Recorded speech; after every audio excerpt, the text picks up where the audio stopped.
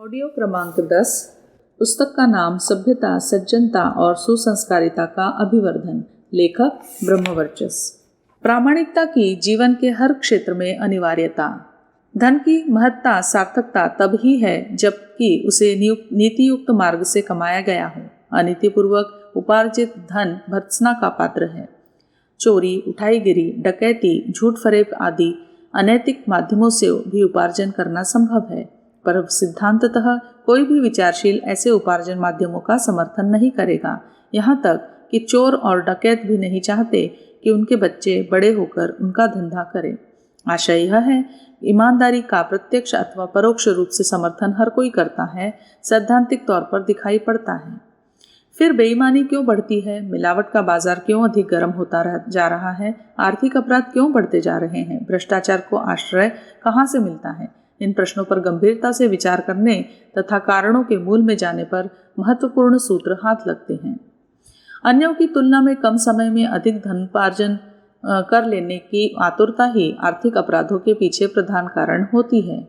दुर्भाग्यवश अन्य चारित्रिक विशेषताओं की अपेक्षा धन को अधिक प्रतिष्ठा प्राप्त है।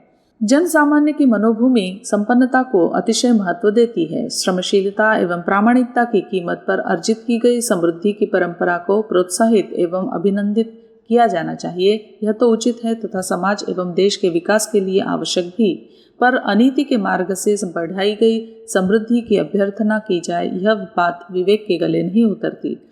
संपन्नता किस तरह हासिल की गई तथा किस काम आई, इन दो कसौटियों पर कसने के उपरांत किसी व्यक्ति विशेष को महत्व दिए जाने अथवा उपेक्षित किए जाने की परंपरा चल पड़े तो बढ़ते हुए आर्थिक अपराधों की रोकथाम में सहयोग मिल सकता है और नीति युक्त उपार्जन की स्वस्थ परंपरा को प्रश्रय मिल सकता है। समाज में प्रामाणिकता की तुलना में संपन्नता को अधिक महत्व मिलते देखकर अधिकांश व्यक्ति तो यह सोचते हैं कि जैसे भी हो संपन्न बनना चाहिए। ऐसी विचारधारा बचपन से ही पारिवारिक वातावरण से लेकर समाज में सर्वत्र उसे मिलती है। वह परिपक्व होती रहती है और आगे चलकर संपन्न बनने के शॉर्टकट मार्ग बेईमानी पर उतारू होने के लिए प्रेरित करती है। आर्थिक अपराध शास्त्र का यही मनोवैज्ञानिक सिद्धांत है, जो छोटे बड़े विविध प्रकार के अर्थ अपराधों की ओर मनुष्य को उन्मुख करता है। एक जमाना था जब बुद्धि का इतना अधिक विकास नहीं हुआ था। सीमित प्रकार के आर्थिक अपराध होते थे। चोरी, डकैती, उठाईगिरी आदि द्वारा दूसरों का धन हड़पने का प्रयास अपराधी करते थे, पर बुद्धि के साथ साथ ऐसे अपराधों में वृद्धि हुई जो कानून की पकड़ में तो शीघ्रता से नहीं आते, पर समाज को भारी क्षति पहुंचाते हैं। परोक्षतः ये अपराध चोरी, डकैती आदि से कहीं अधिक खतरनाक है। मिलावट एक ऐसा ही आपराधिक कृत्य है जिसमें चोरी और डकैती की भांति प्रत्यक्ष धन शोषण की हानि तो नहीं दिखाई पड़ती, पर कितने ही भयंकर दुष्परिणाम छोड़ती है। लाखों व्यक्ति इस कुटिल व्यापार के कारण प्रतिवर्ष अकाल मृत्यु के ग्रास बनते हैं। मिलावट युक्त वस्तुओं के उपभोक्ताओं में से करोड़ों को कितनी ही गंभीर रोगों का शिकार बनना पड़ता है। जनजीवन को इतनी अधिक क्षति अन्य किसी से नहीं पहुंचती जितनी की मिलावट के कुकृत्य से। पैसे के लोभ में कितना घिनौना कृत्य मनुष्य कर सकता है, यह मिलावट के विभिन्न तरीकों को देखकर पता चलता है। खाद्यान्नों में यह व्यापार धड़ल्ले से चल रहा है। चावलों में सफेद कंकड़ आसानी से नहीं दिखाई देते। कुछ दिनों पूर्व पश्चिम बंगाल की एक चावल फैक्ट्री में छापा मारकर हजारों बोरियां कंकड़ की पकड़ी गई, जो चावलों के साथ मिलकर बोरियों में भरी जा रही थी। कुछ वर्ष पूर्व आटे में सॉफ्ट स्टोन मिलाकर पीसकर मिलाने के कुकृत्य मिलावट के व्यापारी भी करते थे, पर कंकड़ों के मंगाने एवं पीसने का खर्च बाद में बढ़ गया, इसलिए वे अधिक सस्ती वस्तुओं की खोज में लग गए। उल्लेखनीय है कि सॉफ्ट स्टोन के संपर्क से दांत शीघ्र गिरते हैं। इस विजातीय द्रव्य के कारण पेचिश तथा अतिसार रोगों का जन्म होता है। अब आटे में कितने ही व्यवसायी भूसी व बारीक चूर्ण मिलाते पकड़े गए हैं। वेजिटेबल घी में तेल, चर्बी की मिलावट तो एक सामान्य बात हो गई है। शुद्ध देशी घी की तो मात्र अब कल्पना ही की जा सकती है। अन्यथा बाजारों में दुकानों पर लगे लंबे चौड़े बोर्ड को मात्र देखकर संतोष किया जा सकता है। उपलब्ध घृत भंडार की शुद्धता संदिग्ध है। सरसों के तेल में एक विशेष प्रकार के जंगली बीज का रस आसानी से घुल जाता है और सुगमता से पकड़ में नहीं आता। इन दिनों सरसों के तेल में व्यापक स्तर पर इस तरह की मिलावट हो रही है। जंगली बीज का मिला हुआ वह रस बेरेबेरी जैसे भयानक रोगों को जन्म देता है। मसालों के क्षेत्र में तो मिलावट के विशेषज्ञों ने अति कर दी है। स्वेच्छाचारिता सबसे अधिक मसालों की मिलावट में है। सड़ी गली व्यर्थ हो गई हल्दी को रंगने के लिए, उसे तरोताज़ा और चमकीली बनाने के लिए क्रोमोट का घोल चढ़ाया जाता है। पिसी हुई हल्दी में से भी उस घातक रसायन के अतिरिक्त घोड़े की लीद जैसी वस्तुएं मिलाई हुई कितने ही स्थानों पर पकड़ी गई हैं। लेड, क्रोमेट, यकृत तथा आंतों के लिए अत्यंत हानिकारक है।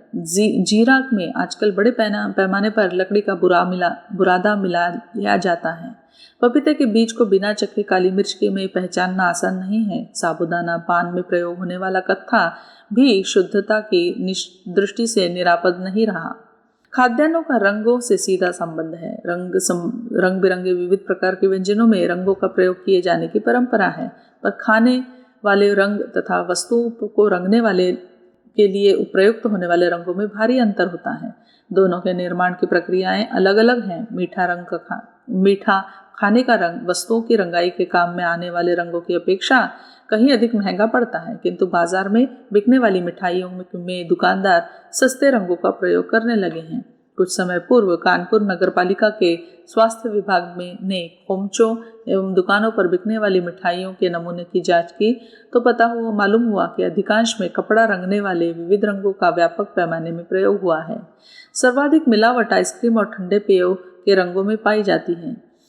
भारत सरकार ने कुछ विशेष सिंथेटिक रंगों को ही खाद्य पदार्थों की अनुमति दी है। शीतल पेय, मिठाइयों, आइसक्रीम, औषधियों तथा सौंदर्य प्रसाधनों आदि में मुख्यतः जिन रंगों को मिलाने की छूट दी गई है वे है फास्टेराइड, पोस्यूफोर आर, एरिथ्रोसिन, एमरसन सेट yellow, FCF, tartrazine, carmoisine, indigo carmine. ये रंग अत्यंत महंगे हैं, अतः इनके स्थान पर auramine, Sudan, lead chromate, malachite green, metanil yellow अखाद्य रंगों का व्यापक स्तर पर प्रयोग किया जाने लगा है। अमेरिका के स्वास्थ्य अनुसंधान विभाग से प्रकाशित एक रिपोर्ट में कहा गया है कि अमरंथ के प्रयोग से कैंसर होने की संभावना अधिक रहती है। गर्भवती महिलाओं के भ्रूण को उनसे प्रयोग से क्षति पहुंच सकती है। रिपोर्ट से सजग होकर अमेरिकी सरकार ने अमरंथ के पर पाबंदी लगा दी। अन्य विषैले रंग कितने ही प्रकार के शारीरिक एवं मानसिक रोगों को जन्म देते हैं। लेड क्रोमेट अकार्बनिक रसायन से एनीमिया होने का डर लगा रहता है। बढ़ती हुई विकलांगता, कैंसर, तिल्ली एवं जिगर के रोगों का जन्म देने में इन अखाद्य रंगों की महत्वपूर्ण भूमिका होती है। गन्ना उत्पादन के विश्व की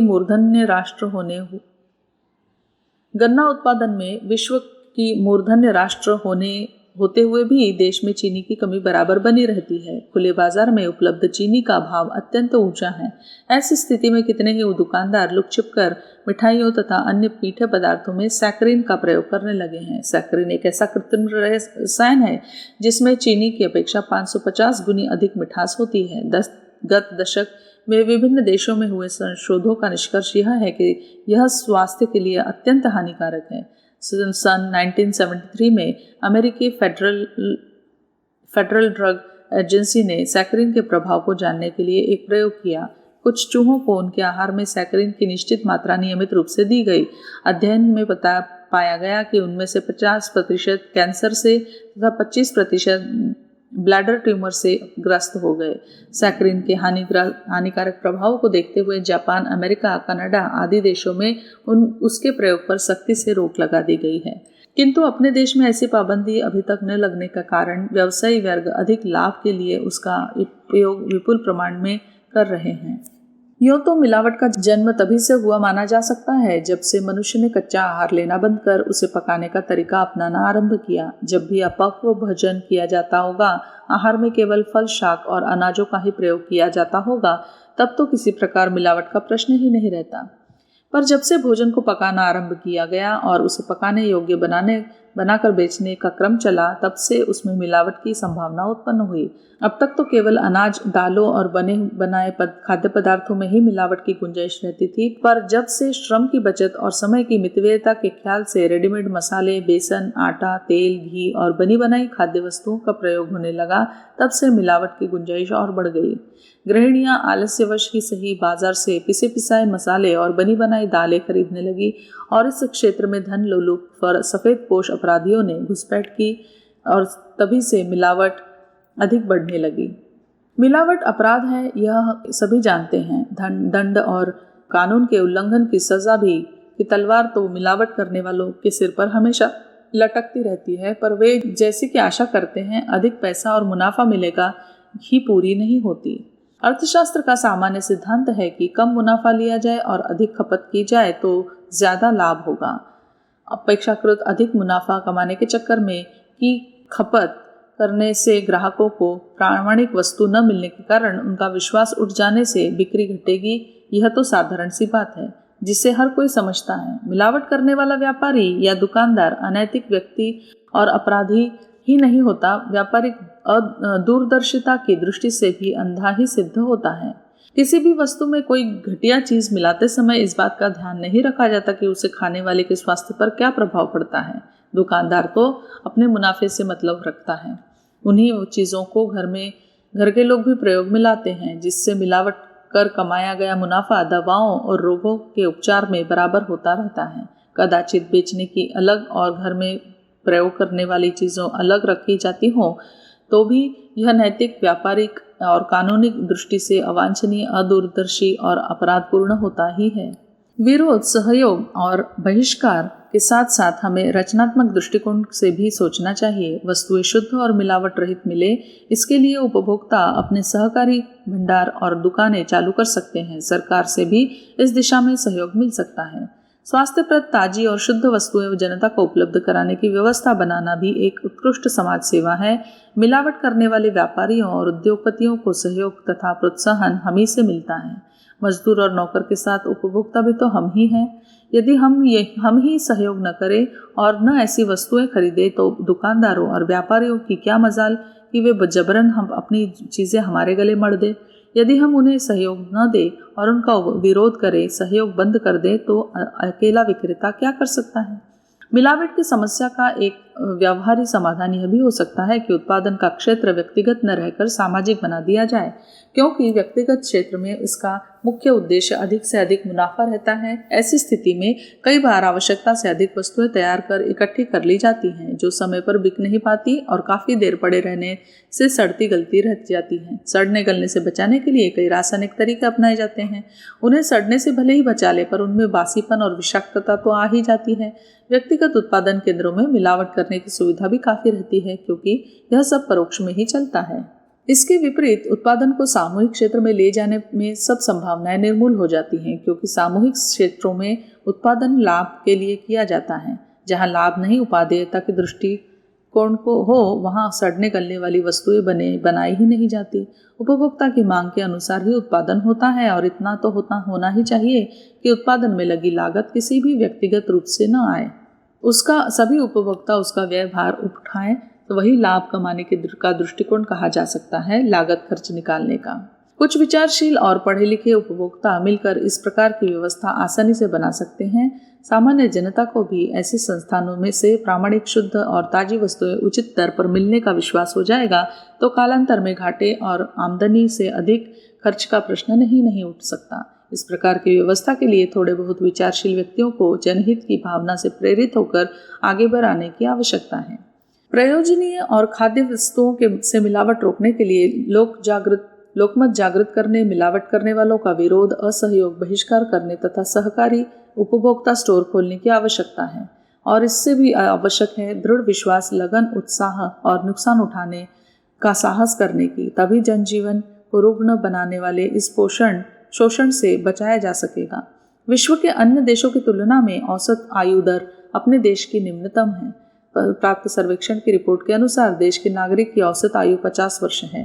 अमेरिका में यह औसत 60, रूस में 70 है। कुछ स्वास्थ्य विशारदों का मत है कि खाद्यान्नों में मिलावट से उत्पन्न होने वाली विषाक्तता धीरे धीरे स्वास्थ्य की जड़ें खोखली बनाती है और निरंतर मिलावटी खाद्यान्नों के खाते रहने से शरीर की जीवनी शक्ति कमजोर पड़ती जाती है। शुद्ध आहार न मिल पाने के कारण कितने ही रोगों का प्रादुर्भाव होता है। आयु दर न्यूनतम होने के कारण मिलावट को भी माना जाता है।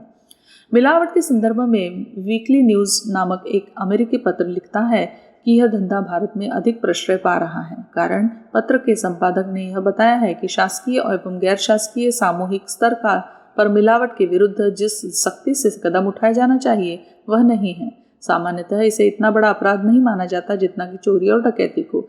जब मिलावट के कारण हजारों और लाखों व्यक्ति प्रति वर्ष अकाल मृत्यु मरते हैं, करोड़ों को शारीरिक तथा मानसिक व्याधियों से ग्रसित होना पड़ता है, हत्या आदि की घटनाओं में कुछ व्यक्तियों की मृत्यु होती है, पर खाद्य पदार्थों में विजातीय तत्व द्रव्यों के सम्मिश्रण से लाखों को तिल तिल तड़प कर मरना पड़ता है।